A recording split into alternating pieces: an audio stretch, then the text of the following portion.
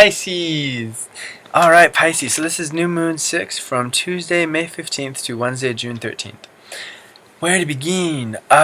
So we have some really good transits going on. We have a nice grand trine that's about to occur for you with Jupiter and Scorpio. We've talked about this in previous editions of New Moon News, and this is a huge transit for you because Jupiter is your ruling planet along with Neptune, and we now have Neptune and Jupiter in water placements. Not only do we have that, but Neptune is actually in Pisces where it rules. So the entire world is learning how to become more spiritual in this time period from 2011 to 2025. We've talked about this largely in previous editions of New Moon News of what this means for you. So we'll touch on it a little bit, but I really recommend checking that out. And as other transits come up that really spark this, for example, the lunar cycle after this lunar cycle when the sun goes into Cancer, then we'll definitely focus on that in more depth. But basically, in general, life for you is even more trippy than it has been for other Pisces in previous times. I'm not saying something because life is pretty damn trippy for Pisces energy. I know I got moon in the house of Pisces, but as a sun in Pisces, I see the Pisceans in my life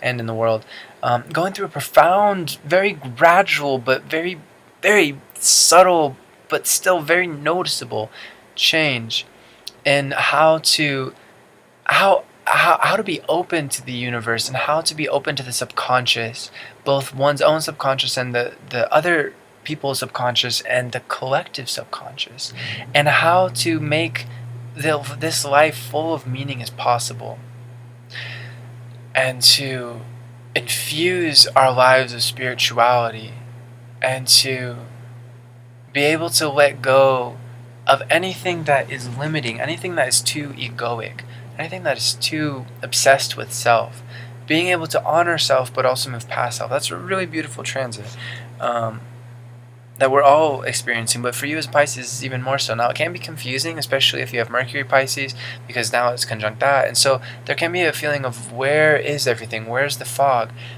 or rather, what is this fog, and how do I move forward to get to where do I want to go, and where do I want to go, what do I need to go, where's what? It can be a little bit confusing, but something that's really cool about this particular lunar cycle is we'll get back to the grand trine in a moment. We have a lot of Gemini energy. We have Sun going into Gemini Sunday, May 20th, Mercury going into Gemini Tuesday, May 29th on the full moon. And so there's a couple of challenges with this, as there is with every transit, but let's touch on the beautiful thing of what we were just talking about. This Gemini energy is square your natal sun and square that Neptune in Pisces transit. So again, there's some challenges. We'll get into that in a moment, just to be fully aware of everything that's going on, both the light and the shadow. And there's a beautiful opportunity for clarity here. This Sun and this Mercury energy is being able to clear away some of that fog for you and for the world in general, and being able to provide a lot of insight, a lot of information, a lot of analysis to be able to understand ourselves better, Sun being in Gemini, as well as understand our minds, how they function, how they don't function. And by that, I mean what we're not necessarily focused on. The human mind can only focus on so much, and that plays out perfectly for our species, because we have our whole system on this world is set up. I mean, the human system of all the different systems, economic, social, political, financial, etc. That's all mystical, even spiritual, intellectual. It's all built on the premise of an individual human being should learn as much as they possibly can about what it is that they're passionate about, and they should do that thing that they're really good at, or those things that they're really good at ad nauseum. Just continue to do it, and offer your expertise to other people. And to focus only on that, and don't focus on things that really you're not good at, and that you don't really want to focus on anyways. As Albert Einstein, a fellow Pisces, said, a fish is going to go through its entire life thinking it's stupid if it gauges its intelligence by its ability to climb a tree. Don't do something that you're not meant to do. Now, if you're passionate about something and you try to do it and you love it, but you find that you're not so good at it, okay, that's just a totally different story. You need to just practice and be able to build your mastery and going forward and being able to take everything to that next level. That's a question of application, a question of practice. But when it comes to actually knowing oneself, what one's good at, and what one should do with one's life, and what one should say and what one shouldn't say, and what one's beliefs are, and what one's attitudes are, and thoughts and feelings, this is a beautiful time, this Sun in Gemini and Mercury in Gemini transit, to be able to clarify all that. Now, it's good to keep in mind a couple things. All the information you're getting at this time isn't necessarily right information. You're going to be able to gauge that by how you feel. If information comes into your life that makes you feel bad, and it continues to make you feel bad as time goes on, disregard that information. You don't need that. Now, if it comes in and makes you feel bad at first because it challenges your beliefs and you're like, oh, I don't know, that's everything, that's different from what I had known before, but it kind of makes sense and it feels right. Oh, well, that's just a little bit of cognitive dissonance. That's a little bit of, I need to change my mind, and this kind of hurts because my brain is so wired to focus on this is truth, when actually I find out that that's truth. Maybe there's bits and pieces of what I thought was true is true, but that is actually true and that makes sense, but I just gotta figure it out. That's different from just like, no, this information doesn't seem to serve me, it's not helping me. And something that during this time is going to arise is a lot of people necessarily can't handle Gemini energy very easily, especially at the beginning of these cycles, when Sun goes into Gemini Sunday, May 20th, or Mercury goes into Gemini Tuesday, May 29th. Because it's a very wild energy. And again, Mercury goes into Gemini on the full moon. So May 29th, that Tuesday, is going to be a day where people are going to be speaking before really thinking. They're going to be rushing. They're going to be jumping the gun. They're not going to quite, unless they're aware of what's going on. Or, oh, Mercury's in Gemini, and that means that people are thinking more than ever. They're speaking more than ever. They're thinking analytically, and they're trying to get to truth, but they're not necessarily going to the depths. It's not like a Mercury Scorpio or even a Mercury Pisces energy. They're not necessarily taking emotions into account. They're not taking feeling, like what do I intuitively, instinctively, psychically, what do I feel? They're not taking that into account. This is a time of analysis. What is true? What can I understand? What can I communicate? What can you teach me? What can I listen and grasp abstractly? What can I build in the air of my mind? What can I see in my mind's eye? So this is a very powerful energy. As we said, it can give you a lot of clarity. However, it will be a little bit frustrating, especially on the full moon, because some people won't be able to handle it very nicely. So especially if you're going out, I mean, it's a Tuesday, so it's kind of weird to go out on a Tuesday, but if you decide to go out, or just in your daily life, just seeing all the different people that come across your path, it's just wise to not take it too personally if people speak too quickly and they hurt your feelings, because Gemini energy can hurt Piscean feelings very easily because it is so logical, and because Pisces doesn't like to feel misunderstood, because Pisces understands everybody. It understands people's feelings, their perspective. It understands what makes them them, and for somebody to come across and to judge them very quickly, like just like to see them, to judge them, maybe there's a little bit of conversation. That is the shadow part of Gemini. Take it from me, I'm a Gemini actually with Mercury Gemini, these transits. And so our shadow version is to look at something and to judge and analyze without going into the depths of it. And that's what we have to learn as Geminis. We have to learn, okay, I need to ask questions. I can't assume I know everything. And even when I'm asking questions, I should keep in mind, see, a Gemini without somebody who doesn't study astrology with these energies, and even with the transits. So people who are out there, maybe they're in Aries with Mercury Aries or something. If they don't have understanding of the different kinds of people and all the different modes of thinking and being and feeling, well, then this is going to be a hell of a transit where they're going to say things and really put their foot in their mouth and really hurt people's feelings. So don't let people hurt your feelings during this time. Even if they analyze you and they judge you and you feel like you become sushi, like a cut up fish, hey, you're going to be able to put yourself back together, you're going to be able to heal. So don't get too caught up in other people's negativity. Don't try and fix their flawed perceptions of you, because that can be a very difficult situation. That being said, not difficult. I mean, it can be, but it's more like it can be a waste of energy. But that all being said, these transits, especially when Mercury goes into Gemini, May 29th, can be a wonderful opportunity for you to clear up misconceptions that have been existing around you, especially to those in your life, for a while, and be able to really speak your mind. That's something that's really cool about this, is because Pisces, even if you have Mercury in Aquarius, so very logical, very scientific, you're still a Pisces. You're still very emotional. You're a water sign. You rely on your intuition. You rely on your psychic senses. And again, you can be highly logical, orderly. You can be a nuclear scientist. But at the end of the day, there's this emotion about you, and it can be difficult for you to communicate everything that you're feeling all the time, and it can lead to some misunderstandings with other people. This is a beautiful time, especially because Venus is going into Cancer Saturday, May 19th. So from May 9th, well, actually, yeah, Cancer, Venus will be in Cancer during all of these Gemini transits.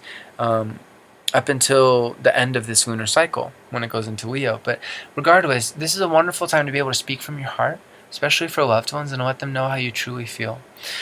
To let them know, this is who I am. This is what I've been trying to tell you for months or years even, or decades. This is me. That's a beautiful opportunity. And be brave, especially because we have Mars in Aquarius trining all of this Gemini energy. So this is a beautiful time for you to be able to analyze yourself, to find the words finally, and to put it out there. Now, this isn't just about self. It could also be about your ideas, what you've been thinking about, what you've been working on, your beliefs.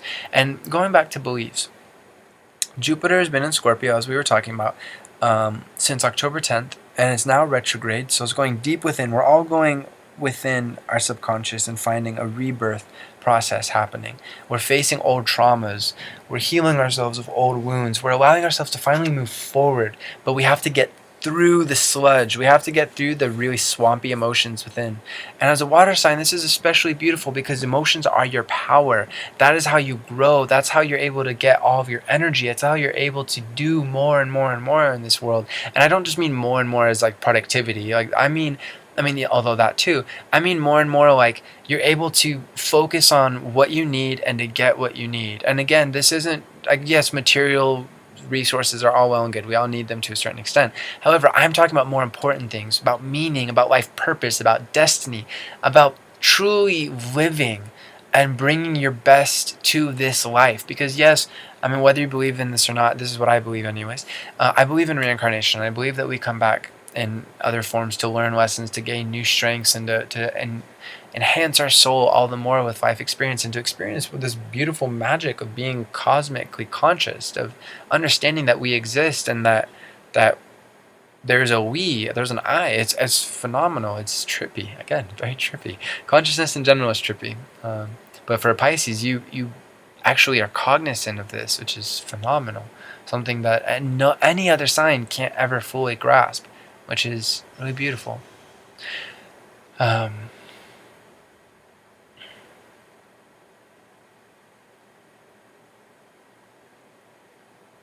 So this is a beautiful, this grand trine is really phenomenal because the transformation is so deep that Jupiter and Scorpio is getting all of us to go deep, especially since it's retrograde. When Venus goes into Cancer, Saturday, May 19th, you're going to be able to transform friendships, transform family relationships, transform anything that isn't serving your highest interest. And sometimes that just means letting it go. We don't need to have power trips here. As a Pisces, you have this grand trine going on. Jupiter and Scorpio over here.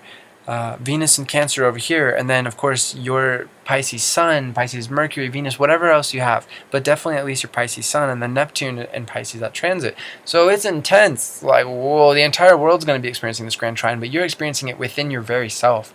And this is beautiful. It's a wonderful opportunity to change and to grow and transform.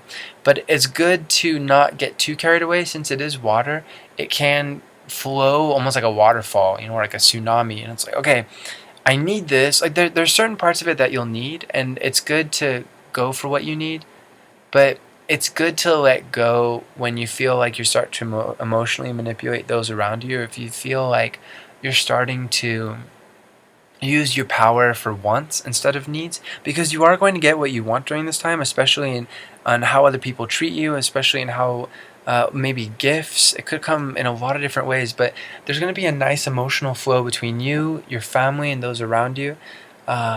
Even strangers, being able to treat them like family in a really beautiful sense, and to have a close, nurturing connection. That's not going to manifest quite as much, but still, that is going to be available. You're going to be able to heal people really nicely, even just in your aura, which is amazing. That's a great gift. You can practice Reiki. If you're not familiar with that, Reiki.